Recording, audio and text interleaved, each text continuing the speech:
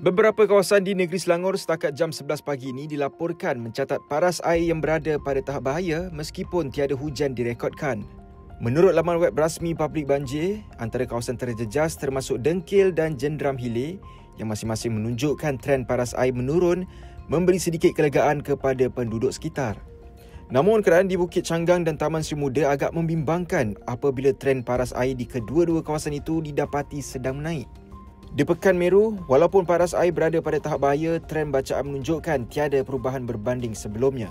Di Tugu Keris, Klang serta Taman Desa Kemuning pula, trend menunjukkan penurunan walaupun paras air masih pada tahap berbahaya, menunjukkan keadaan mungkin beransur pulih jika tiada hujan turun. Sementara itu, Kampung Jawa di Klang mencatat paras air pada tahap waspada namun menunjukkan trend menurun. Orang ramai dinasihatkan untuk sentiasa peka dengan amaran dan perkembangan semasa daripada pihak berkuasa bagi memastikan keselamatan diri dan keluarga sentiasa terjamin.